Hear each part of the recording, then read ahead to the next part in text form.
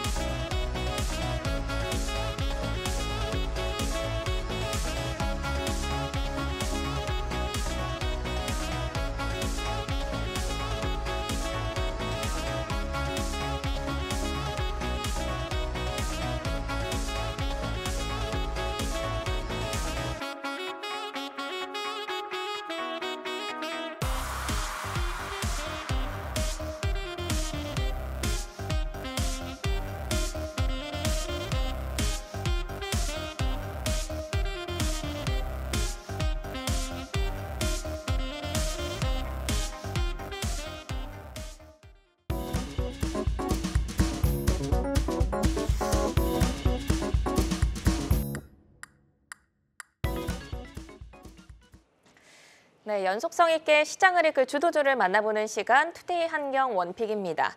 오늘 투데이 한경 원픽은 테슬라 반격의 서막, 완전 자율주행, 인도 시장, 엔진 가동인데요. 좀 더 자세히 내용 살펴보겠습니다.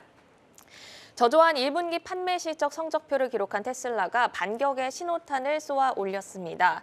테슬라는 올해 들어서만 주가가 30% 이상 떨어지면서 성장성에 의문을 제기하는 목소리가 커지는 상태입니다. 일론 머스크는 자신의 X 계정에 테슬라 로보택시가 8월 8일에 공개된다는 글을 올렸습니다. 이번 깜짝 발표에 대해 시장에선 기대와 불신이 엇갈리고 있는데요. 하지만 상용화 시 큰 시장이 열릴 것이라는 전망이 우세합니다. 그리고 주요 외신에 따르면 테슬라는 약 4조 원의 규모의 자금을 투입해서 인도 공장 설립에 나선다는 계획을 밝혔습니다. 인도의 새로운 전기차 정책과 맞물려서 테슬라가 인도에서 강력한 입지를 확보할 중요한 기회가 될 것으로 평가가 되고 있는데요. 오늘 투데이 안경 원픽, 테슬라 반격의 서막, 정경민 IBK 투자증권 팀장과 함께 자세히 얘기 나눠보겠습니다. 안녕하세요. 네, 안녕하세요. 네, 일론 머스크가 8월 로보택시 공개 발표에 테슬라 주가가 시간에서 급 반등에 성공했습니다. 로이터 통신은 매우 위험한 베팅이 될 것이다 이렇게 보도를 하기도 했는데요. 사실 관련된 일정들이 계속해서 미뤄지다 보니까 머스크의 말도 반신반의하는 그런 분위기도 있는 것 같습니다. 이번 발표를 깜짝 호재 정도로만 받아들여야 할지 어떻게 평가하실까요? 오늘 그 부분은 오늘 시장에서 많은 부분이 좀 공감을 한 게 아닌가 이렇게 좀 생각 들고요. 결론적으로는 아직까지는 시장의 어떤 본격적인 확장보다는 이슈에 의한 단편적인 것으로 일단은 보고 있습니다.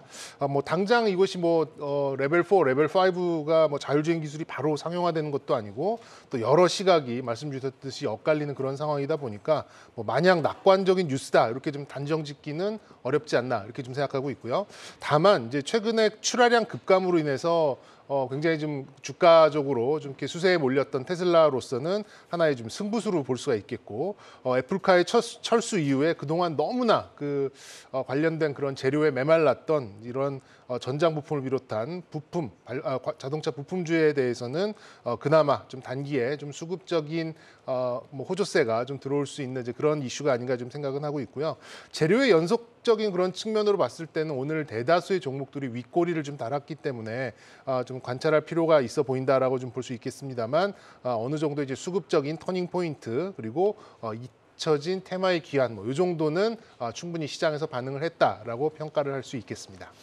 네, 대다수 종목들이 윗꼬리를 길게 달면서 내려온 만큼 단기적인 이슈로 봐야 하는 그런 성향인데요.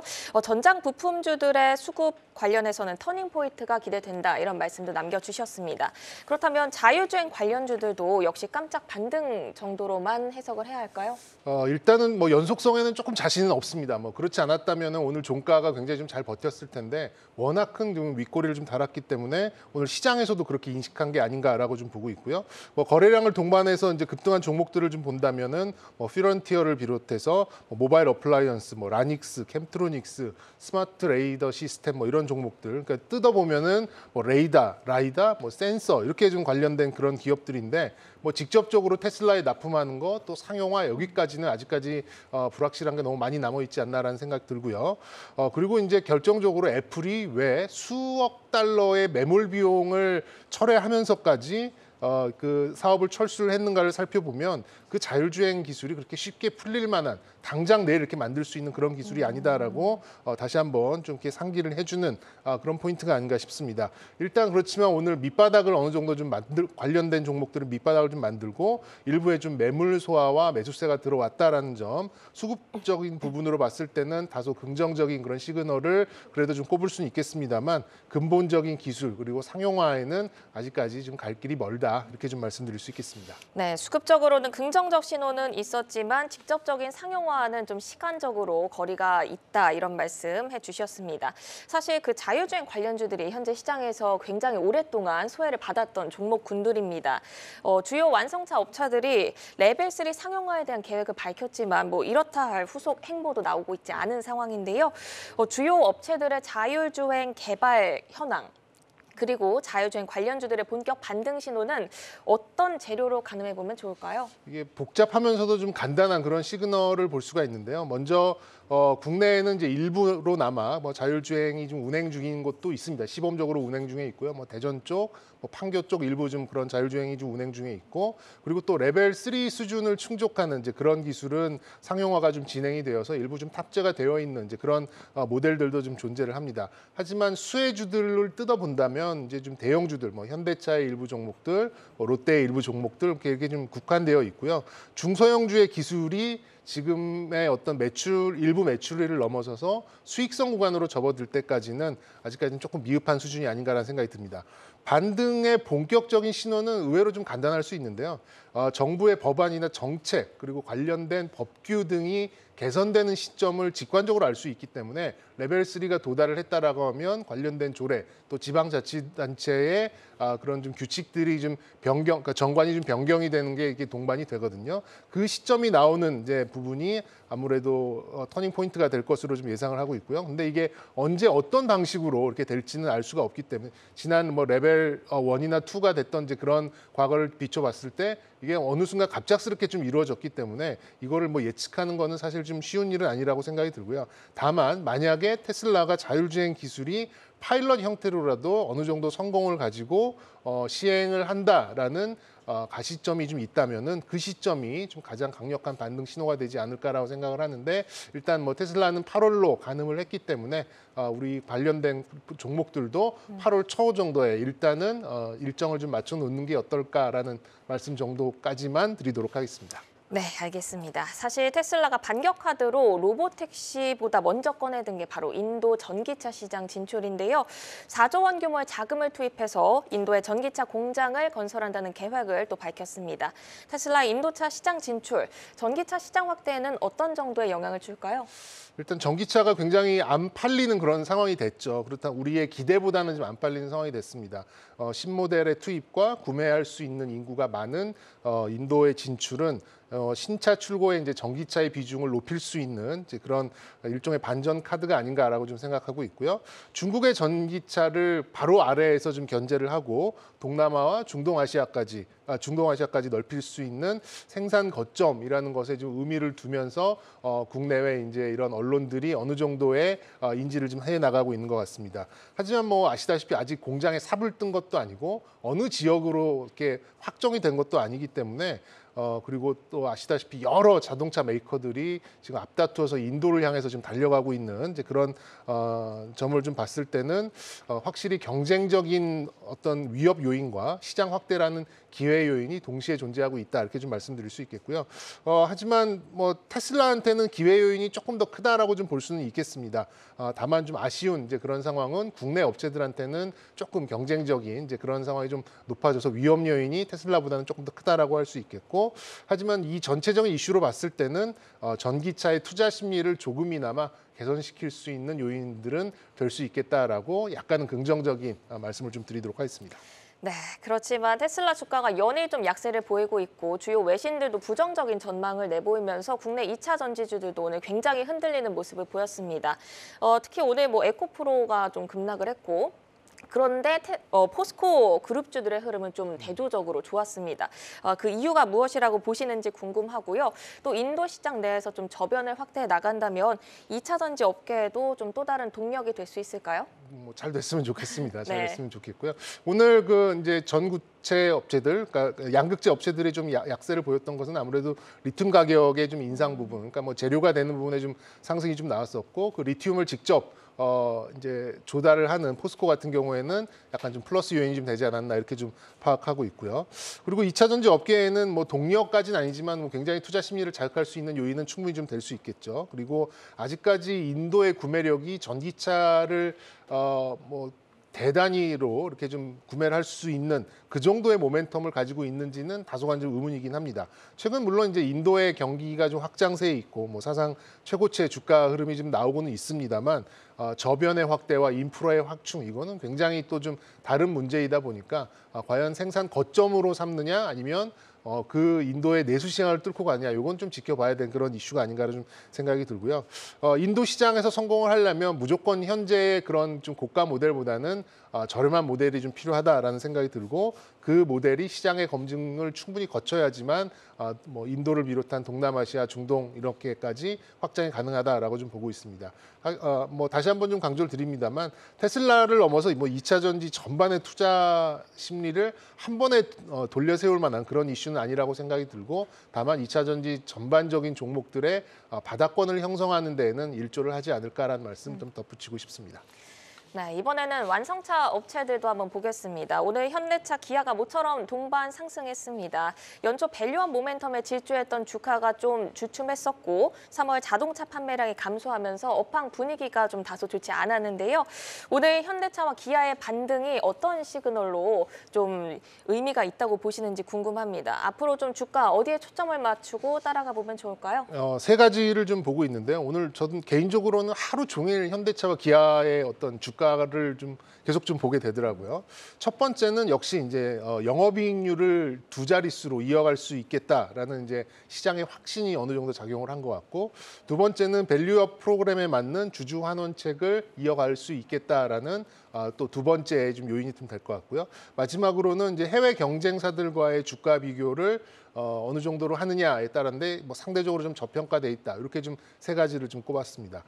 첫 번째 이제 두 자릿수 영업이익률을 이어갈 수 있겠다라고 보는 이유는 현대, 기아차 모두 뭐 내연기관, 전기차 할 거 없이 다 나쁘지 않은 성장세를 좀 만들어갔고요. 매출은 줄었습니다만 영업이익률이 좀 올라갔다라고 하는 것은 그래도 좀 비싼 차를 좀 잘 팔았다는 얘기가 좀 되겠죠.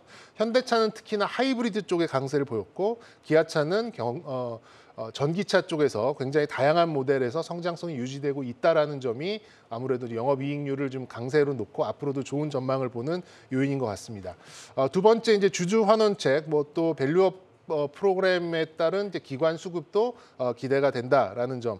그러니까 선거 결과에 어느 정도 심리에 영향을 좀 미칠 수 있겠습니다만 하루 이틀에 이렇게 확 엎어버릴 만한 그런 이유는 아니기 때문에 밸류 프로그램 관련돼서 기관의 수급도 좀 눈여겨보실 만하다라고 말씀드릴 수 있겠고요. 마지막으로 봤을 때는 이제 일본 업체들 특히 이제 뭐 도요타를 비롯한 혼다 이런 종목들이 좀 고점 인식을 하고 있습니다. 더 이상 좀 탄력도가 좀 떨어지는 그런 현상이 있고 중국 업체들의 매수세도 굉장히 좀 꺾여 나간 그런 상황이다 보니까 상대적으로 국내 자동차 대표 종목들에 대한 외국인들의 선호도가 이어지면서 그리고 최근에 환율도 굉장히 우호적이죠. 1,300원 중반까지 올라오면서 외국인들의 그런 선호도가 이어지고 있다라는 점 이렇게 세 가지를 좀 들어봤을 때는 저는 뭐 최소한 전고점 정도까지의 반등은 어렵지 않을 것 같다라는 말씀 드리고 싶습니다. 네, 높은 영업이익률, 그리고 주주 환원 모멘텀, 그리고 일본 업체와 비교해서 저평가 매력 이 세 가지를 체크 포인트로 또 꼽아주셨습니다. 테슬라의 인도 시장 진출 소식에도 오늘 관련 부품주들은 좀 주목을 못 받았거든요.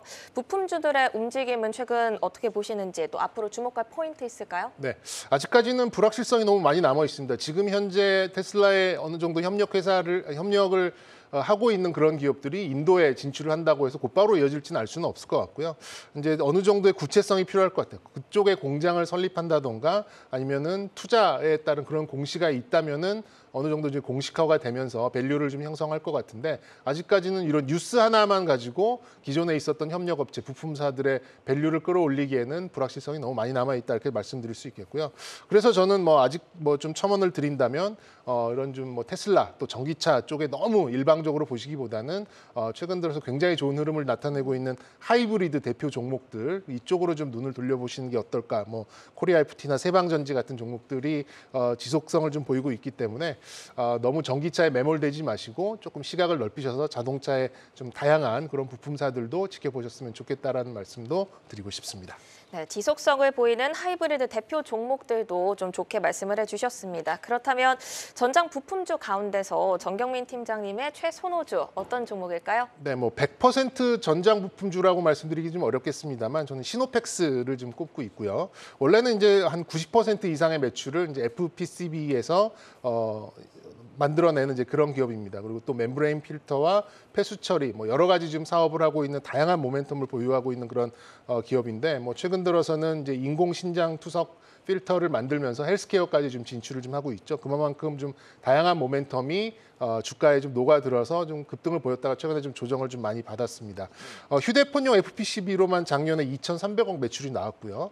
10%가 넘는 영업이익률을 좀 기록하고 있는데 오늘 주제와도 맞는 부분이 전장 부분에서도 FPCB가 사용되는데 아무래도 휴대폰용보다는 훨씬 더 가혹한 환경에서 좀 사용되고 또 높은 부가가치를 창출할 수밖에 없겠죠. 그렇기 때문에 올해부터의 매출 신장은 아무래도 조금 더 기대해도 좀 좋을 그런 상황이고요. 그리고 아까 언급을 드렸듯이 이런 혈액 투석 필터 같은 경우도 식약처에 좀 허가를 받았기 때문에 올해부터 뭐 임상과 또 매출 동시에 좀 진행될 가능성이 좀 높기 때문에 저는 뭐 지금처럼 조정을 좀 어느 정도 받고 실적도 갖춰져서 밸류에 부담이 없는 이제 이런 상황이라면 저는 다양한 모멘텀으로 꾸준한 그런 상승을 좀 보여주지 않을까 말씀드릴 수 있겠습니다. 뭐 매수가는 오늘 종가 정도 9,000원 전후 괜찮을 것 같고요. 목표가는 13,000원 그리고 손절가는 8,000원을 종가에 이탈할 경우 신경 쓰시면 될 것 같습니다. 네, 오늘 투데이 한경 원픽 테슬라 반격의 서막을 주제로 정경민 팀장님과 최선호주 시노펙스까지 만나봤습니다. 완전 자율주행 그리고 인도 시장 본격화는 좀 시간이 필요한 만큼 종목별 개별 모멘텀 잘 살펴보면서 대응하셔야겠습니다.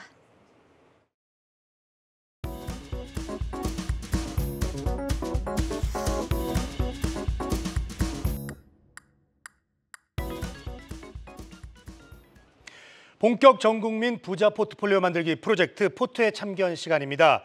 자, 포트의 참견으로 여러분들의 사연과 궁금한 것들을 보내주시면 여러분들의 포트폴리오를 부자 포트폴리오로 만들어 드리도록 하겠습니다. 자, 포트의 참견에 함께하고 싶으신 분들은 지금 화면으로 보이는 메일 주소로 여러분들의 보유 종목 그리고 궁금한 것들을 보내주시면 되겠습니다. 자, 메일은 24시간 열려 있으니까요. 언제든지 많은 분들이 함께 참여해 주시면 되겠습니다. 자, 본격 전국민 부자 포트폴리오 만들기 프로젝트 포트의 참견. 오늘의 주인공 만나보도록 하겠습니다. 자, 오늘은 30대 남성분이시고요. 황금 백금님의 포트폴리오가 되겠습니다. 투자 자산 1,300만 원이고요. 비중은 국내 주식 40%, 그리고 해외 주식 60%입니다. 국내 주식은 삼성전자, LS일렉트릭, 그리고 KTNG, 현대로템 이렇게 4종목이 담겨져 있고요. 해외 주식은 애플과 코카콜라 2종목에 집중되어 있습니다. 오늘 황금 백금님의 포트를 함께 분석하고 정비해 주실 두 분 먼저 소개해드리겠습니다. 강준영 와우넷 파트너 그리고 김병숙 DB금융투자 잠시지점 PB와 함께합니다. 어서 오세요. 네, 안녕하십니까?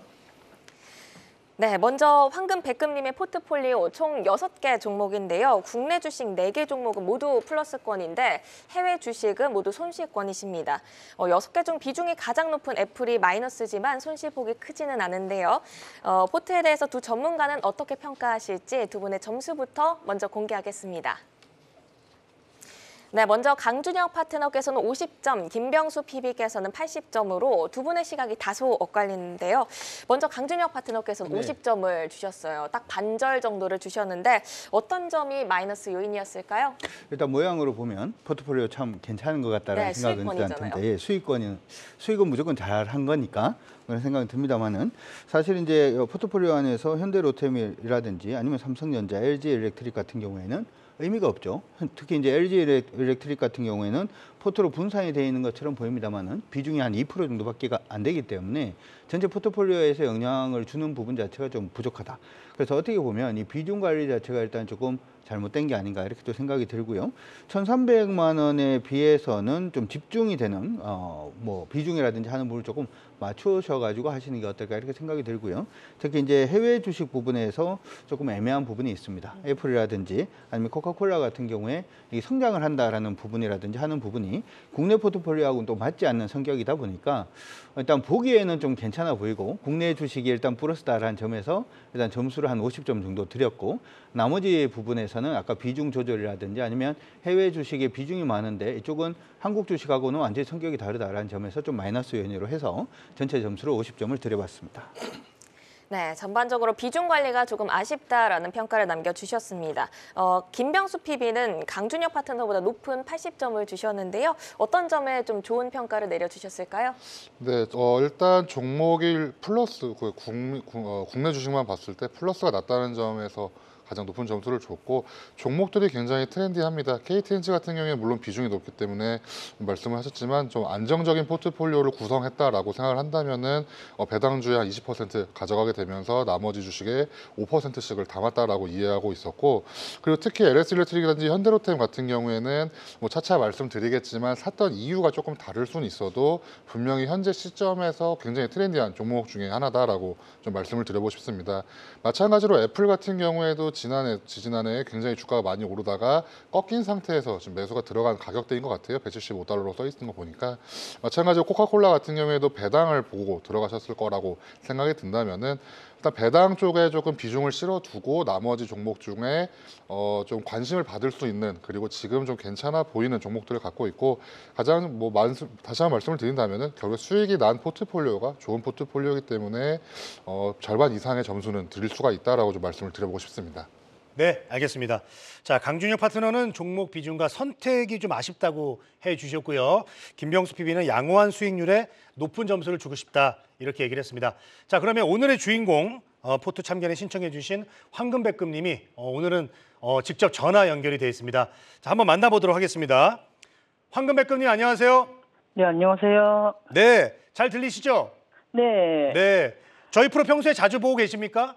네, 자주 보고 있어요. 아, 감사합니다. 앞으로도 계속해서 자주 봐주시기 바랍니다. 네, 네, 자 오늘 이렇게 사연을 신청을 해주셨는데 신청하신 어떤 이유나 어떤 것들이 가장 궁금하세요? 전체적으로 배당 같은 건 한 건 없는데 이제 LS일렉트릭이 이제 현대일렉트릭이랑 LS일렉트릭이랑 이제 같은 변압기인데 어떻게 다른가 하나 하고요. 네. 자, 보면은 지금 포트 보면은 이 국내 주식 같은 경우 안정적으로 종목들을 잘 선정을 해 주신 것 같습니다. 포트폴리오 구성할 때 혹시 기준하는 구성하는 어떤 기준이 있을까요? 그런 거 같은 경우 이제 장기로 갈 수 있는 종목들로 꾸렸어요. 네, 장기적으로 볼 수 있는. 자, 네. 장기적으로 할 수 있는 종목으로 이제 꾸며 주셨다고 하셨습니다. 자, 황금백금님 이 포트 운영 원칙을 좀 보면 안정적으로 장기 투자를 하자. 이렇게 기준으로 기업의 성장성이나 배당 성향을 보고 매수를 하고요. 또 투자한 종목은 4년 정도 그리고 기간은 손절없이 홀딩한다고 하셨습니다. 네. 자, 강준영 파트너.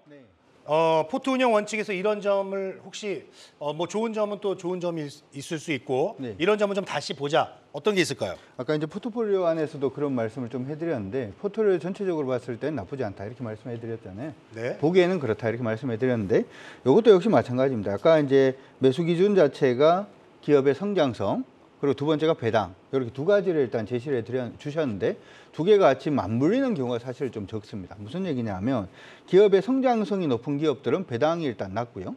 배당이 높은 기업들은 사실은 성장성이 낮은 경우가 많습니다. 최근에도 여러분들 보시면 아시다시피 은행주들 같은 경우에는 배당 성량이 굉장히 높은데 성장성은 좀 많이 낮죠. 삼성전자의 경우에는 성장성은 있어 보이는데 시가 배당 수익률은 그만큼 높지 않다라고 하는 부분이 일단 있습니다. 그래서 하나 생각을 하셔야 되는 것은 이걸 좀 정하셨으면 좋을 것 같아요.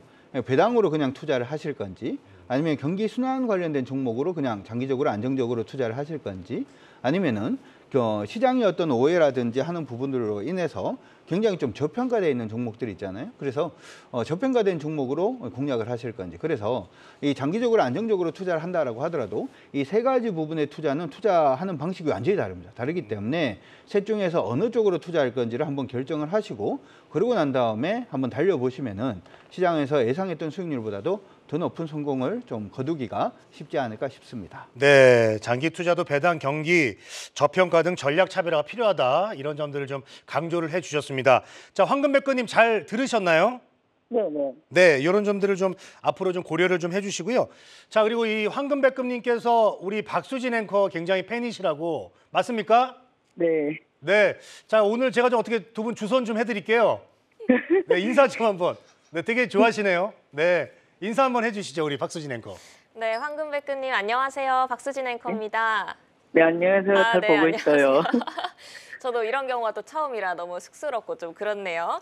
투대학년 코리아마켓 많이 사랑해 주시고 또 이렇게 사연도 보내주셔서 너무 감사합니다. 오늘 황금백근님이 좀 궁금하신 분들 궁금증도 말씀을 해주시면 저희가 두 전문가께 연결을 해서 궁금증을 시원하게 해결해 드릴 건데요.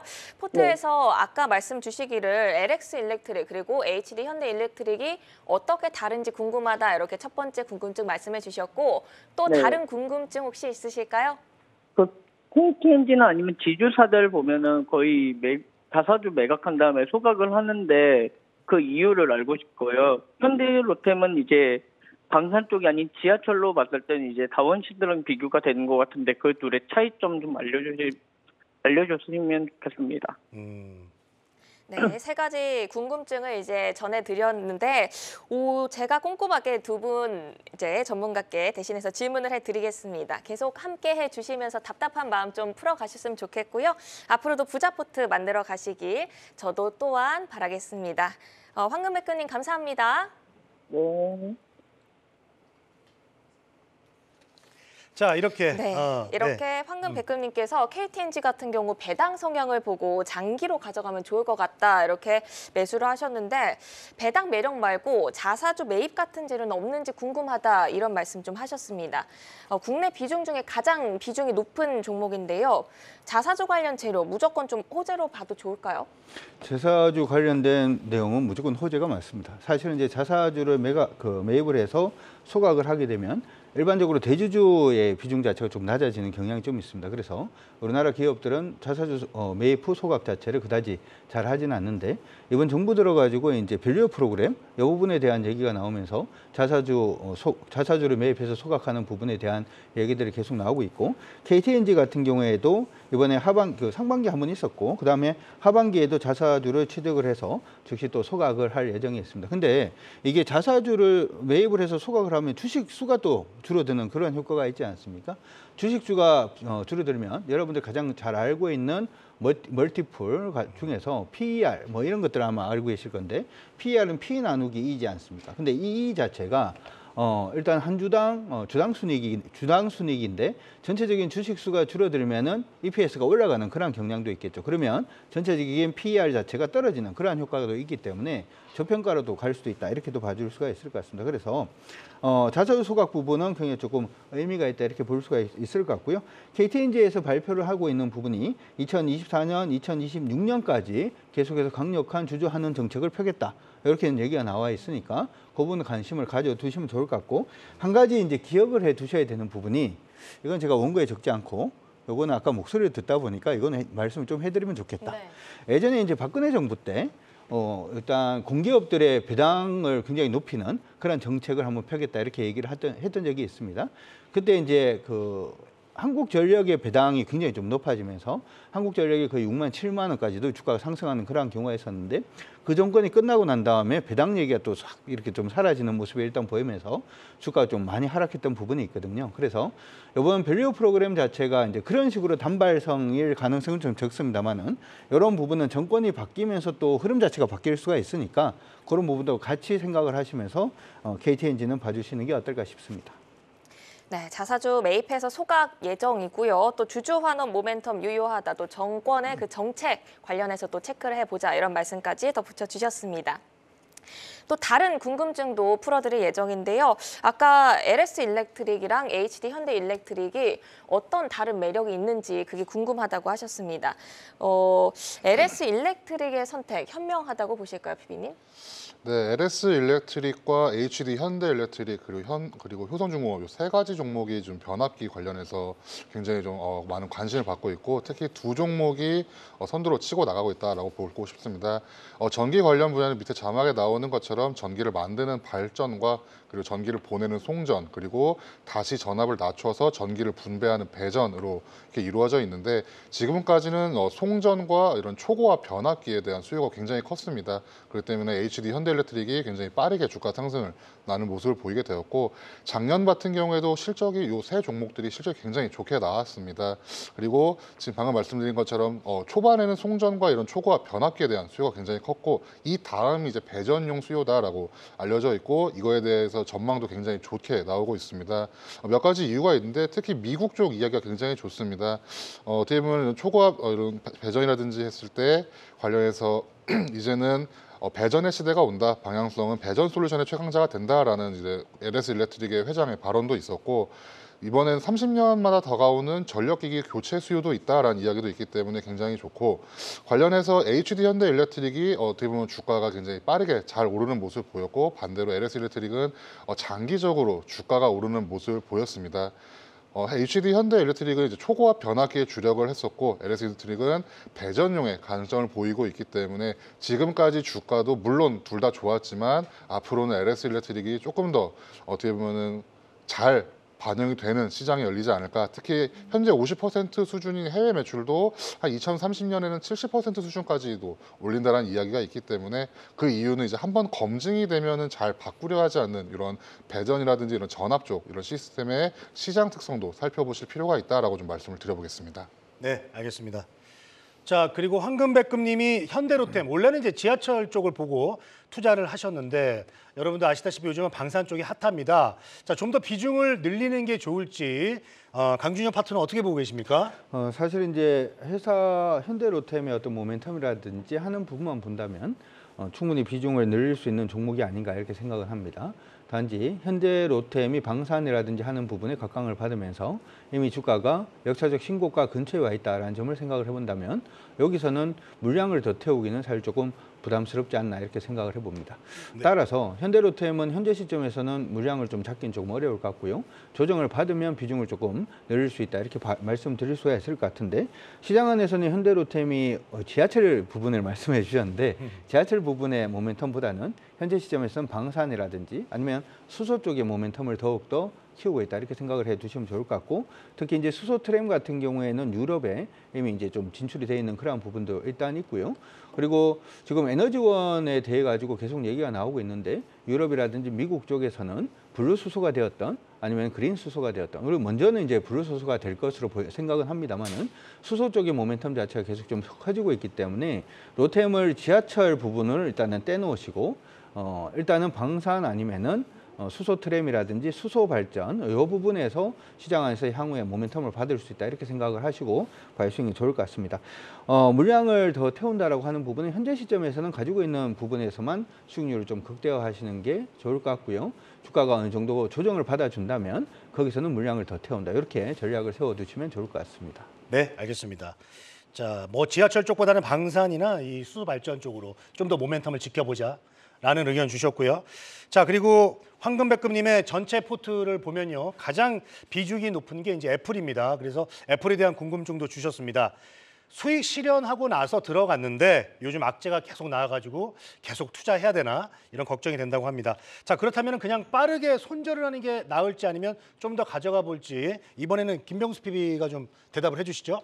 네, 애플 같은 경우에는 호재 하나와 악재 하나가 있다라고 좀 말씀을 드려보겠습니다. 악재를 먼저 말씀을 드린다면은 결국에 지금 미국 시장에서 애플이 조금 소외된 이유는 AI 경쟁에서 밀려나면서부터다라고 이야기가 나오고 있습니다.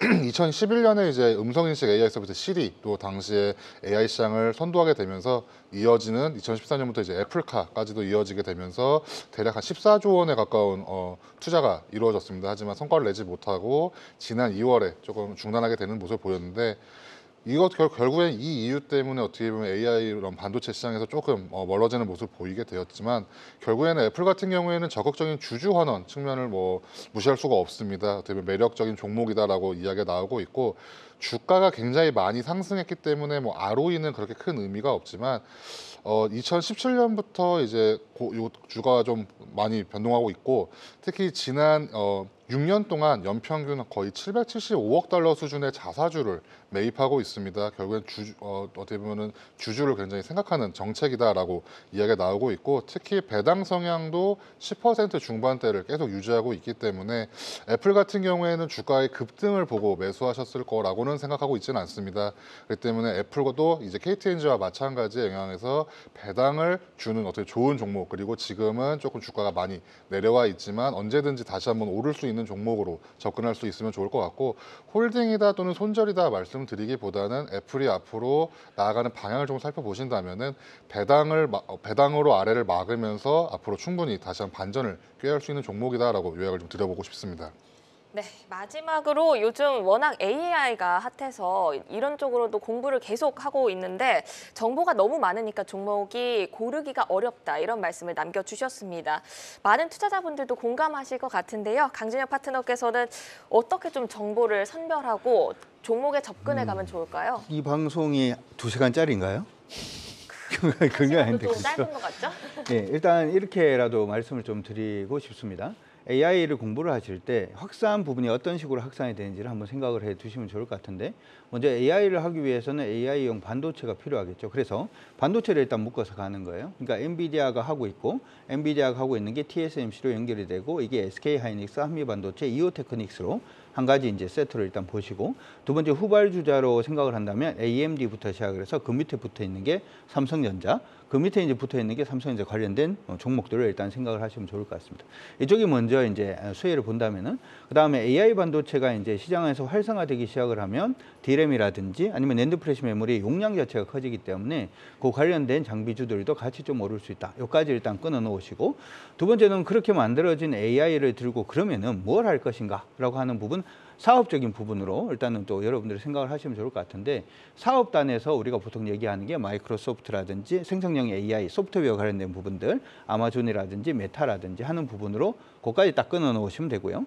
그다음 마지막으로 이제 생각을 할 수 있는 게 AI를 이용을 해서 영상 판독이라든지 하는 부분, 우리 예전에 주가 많이 올랐던 딥노이드라든지 유닉 같은 종목군들이 있을 겁니다. 그래서 하드웨어 관련된 종목을 하나 끊어놔 놓고 이 하드웨어를 가지고 기업들이 어떤 서비스를 B2C나 B2B로 하는가라고 하는 부분에 그 서비스 부분으로 끊어놔 놓고 마지막으로 이걸 소프트웨어로 어떻게 활용을 하는가라고 하는 부분으로 여러분들이 생각을 하시면 좋을 것 같은데 작년에 일단은 엔비디아부터 시작해서 주가가 엄청 많이 올랐잖아요. 이건 하드웨어는 일단 올랐으니까 두 번째로 이제 시장 안에 각광을 받을 수 있는 것은 그러면 이 AI를 하드웨어를 가지고 첫 번째 기업들이라든지 개인들을 소프트웨어에 어떻게 접근할 것인가가 올해는 화두가 될 것으로 저는 예상을 하고 있습니다. 그래서 AI 관련된 부분을 생각을 하실 때 올해는 활용도에 대해서 조금 더 고민을 해보시는 것도 나쁘지 않을 것 같고 활용도가 아니라 하드웨어로 간다면은 기존에 있던 엔비디아를 누가 추격을 하고 있는가에 여러분들이 한 번 더 초점을 맞춰보시면 거기서도 기회가 있을 것 같습니다. 네, 이렇게 황금백금님이 직접 의뢰하신 궁금증까지 다 해결을 해드렸는데요. 이어서 두 분의 적극적인 포트의 참견 들어보겠습니다. 먼저 김병수 PB의 포트의 참견부터 들어볼까요? 네, 홀딩 4종목을 주셨고 비중 축소 의견을 해외 주식 쪽에서는 주셨어요. 특히 LX 일렉트릭은 추가 매수 의견을 주셨는데 조금 더 자세히 설명 들어볼게요. 네, 지금 종목을 매수하시는 상황을 보시면 굉장히 어떻게 보면 트렌디, 좀 시장에 맞는 종목들이 많이 들어가 있습니다. 물론 뭐 겸손했을 거라고 생각하고 있는데 현대로템을 뭐 지하철을 보고 들어왔다라고 하지만 방산 쪽에서 충분히 각광을 받고 있고 마찬가지로 LS 일렉트릭이라든지 삼성전자도 지금 주가가 굉장히 잘 오르는 종목 중에 하나입니다. 여기서 이제 종목들을 따로 교체하다거나 뭐 수익 실현한다기보다는 LS 일렉트릭이 앞으로 나아가는 방향을 보시면서 또 자금이 마련이 되시면은 앞으로 주가 상황을 보시면서 좀 추가적으로 매수하면 좋을 것 같다라고 말씀을 드리는 거고 애플과 코카콜라 같은 경우에는 종목이 나쁘다라기보다는 미국의 시장 상황에서 아예 전체적으로 나스닥과 또는 다우지수를 봤을 때 시장의 과열을 의심하지 않을 수는 없습니다. 지금 종목 자체는 아까 말씀드렸다시피 배당이라든지 또는 나아가는 방향을 봤을 때 나쁜 종목들은 절대 아니기 때문에 비중 축소를 매도라고 생각하시기보다는 미국 주식을 꾸준히 모아가시는 성향이시라면은 지금은 미국 주식을 모아가시기보다는 이 전체적인 자금 수준에서 미국 주식보다는 국내 시장 또는 채권 시장 이런 다른 대체 자산 쪽을 좀 살펴보실 필요가 있다라고 말씀을 드려보고 싶습니다. 네, HD 현대 일렉트릭 다음에 LX 일렉트릭이 주목을 받을 것이다라고 코멘트를 남겨주신 바 있는 만큼 LX 일렉트릭은 추가 매수 의견을 주셨습니다. 이어서 강준혁 파트너의 포트의 참견도 들어볼까요? 사실 이제 배당 관련된 부분에 얘기가 좀 있었지만 배당은 사실은 제가 생각할 때는 오피스텔 한 채 정도 살 정도가 아니면 안 하시는 게 저는 좀 낫지 않을까 이렇게 생각을 해봅니다. 왜냐하면 10% 배당이면 정말 큰 배당인데 1,000만 원 투자하면은 10%면 100만 원밖에 안 되거든요. 그러면 100만 원 받으면은 이걸 하려고 내가 배당을 했나? 이렇게 되겠죠.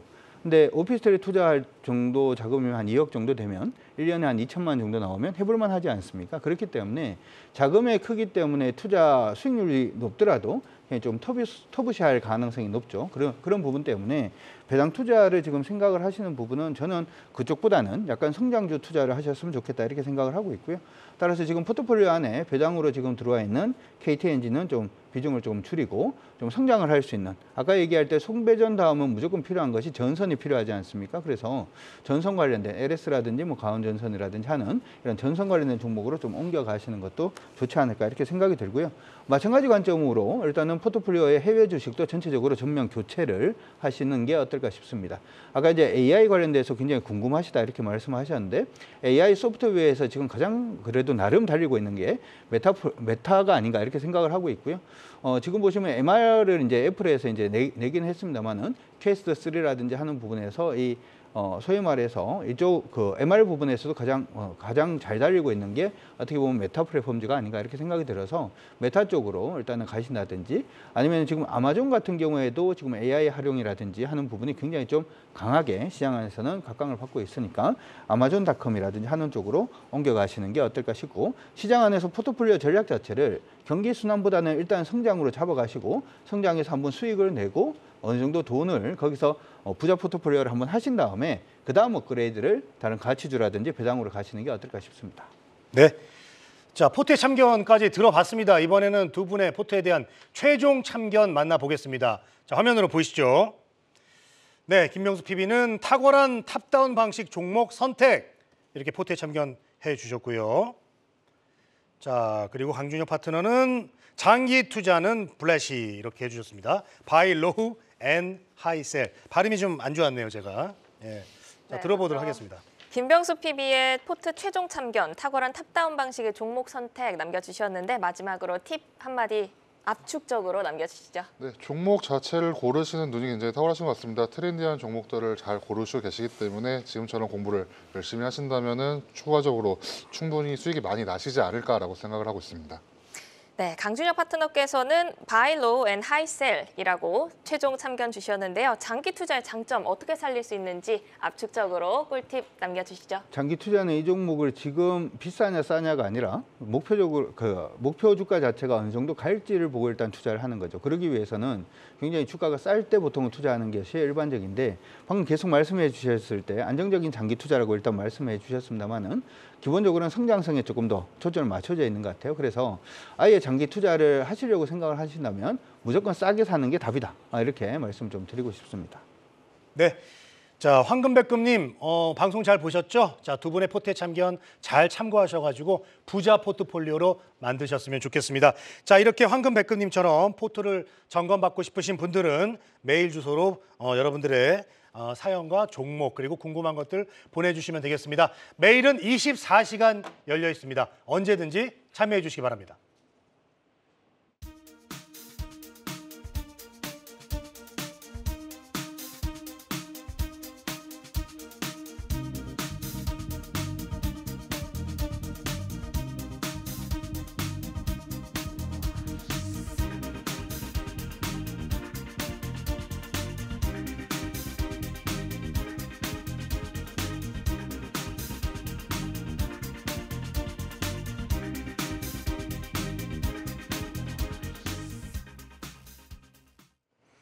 시간의 거래 동향을 만나보는 이 시간의 단일가 시간입니다. 정규장 마감 후 오후 4시부터 6시까지는 10분 단위로 시간의 거래가 이뤄지는데요. 정규장 외에서 시간의 시장에서는 어떤 종목들이 움직이고 있는지 함께 만나보시죠.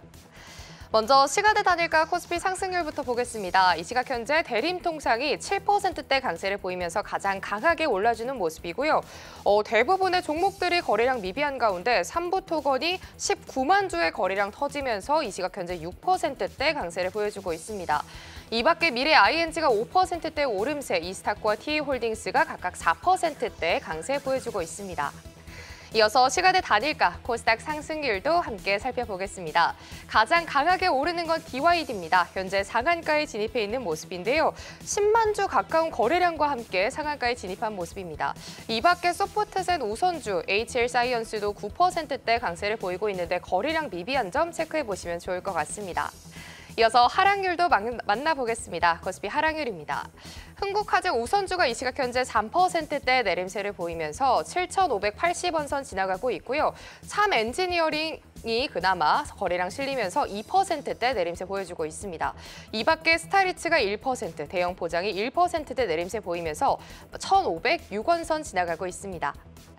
마지막으로 이 시간의 단일가, 코스닥 하락률도 살펴보도록 하겠습니다. 이 시각 현재 ICD가 4%대 내림세를 보이면서 1,930원 선 지나가고 있는데요. 큐라클 역시도 4%대 내림세를 보이면서 19,560원 선 지나가고 있습니다. 큐라클은 오늘 정규장에서 52주 신고가를 경신하더니 시간에서는 피로감 때문인지 차익 실현이 나오는 모습입니다. 이 밖에 이크레더블이 3%대 내림세 보이고 있습니다. 이렇게 시간의 단일가 상승률과 하락률 살펴봤습니다. 지금까지 시황센터 이바영이었습니다.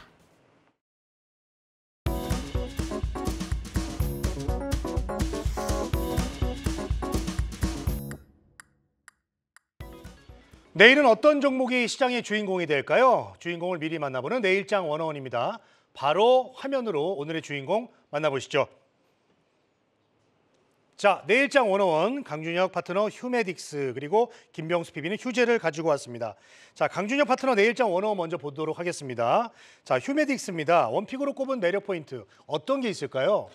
사실 이제 시장이 금리라든지 하는 부분 때문에 굉장히 조금 좀 불안해지는 게 사실입니다.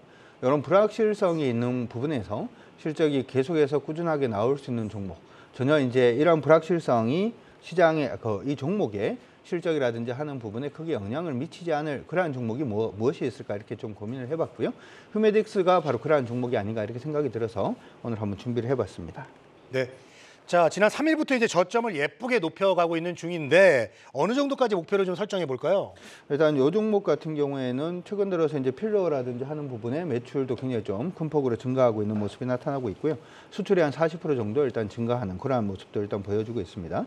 특히 이제 원료의약품이라고 볼 수 있는 헤파린 나트륨 부분도 올 하반기에 일단 출시가 되면서 일단 원자재 가격도 조금 다운을 시킬 그러한 부분이 일단 있죠. 특히나 글로벌로 보자면은 계속해서 미용이라든지 하는 부분에 관심 자체가 계속해서 커지고 있다는 점도 좀 의미가 있는 그러한 부분이 아닌가 이렇게 또 생각을 해봅니다.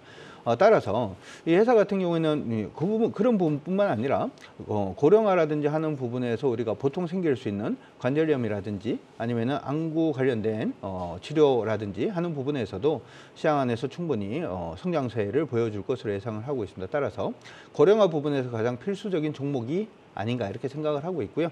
여러분들이 지금 부분에서 처음으로 시장이 좀 불안한데도 불구하고 흐름을 좀 돌리고 있기 때문에 현재 시점에서 충분히 접근이 가능하지 않나 이렇게 생각을 해봅니다. 목표는 한 36,000원 정도 일단 제시를 해드리도록 하겠고요. 접근을 하시고 난 다음에 28,800원을 이탈하는 경우에 주가 흐름이 조금 더딜 수 있으니 그 부분은 참고를 해두시면 좋을 것 같습니다. 네. 자, 김병수 PB는 내일장 원원 휴젤인데요. 휴젤의 매력 포인트 그리고 가격 목표가 설정까지 한번 들어보겠습니다. 네, 휴젤 같은 경우에는 이번에 보톡스 관련해서 미국 FDA 승인이 나오게 됐습니다. 마찬가지로 메디톡스와의 소송이 올해 최종 결정 나와서 불확실성도 좀 해소되지 않을까라는 이야기가 있습니다. 좀 자세히 말씀드린다면은 미국 FDA 승인이 돼서 올해 중순부터 미국에 정식으로 출시가 나올 계획이어서 세계 3대 톡신 시장이라고 알려진 미국과 유럽 그리고 중국에 모두 진출한 국내의 첫 기업이 될 것으로 알려져 있습니다. 미국 보톡스 시장은 이제 국내에 한 30배 정도 되고 지난해 한 6조 4천억 원 정도의 시장이다라고 알려져 있습니다.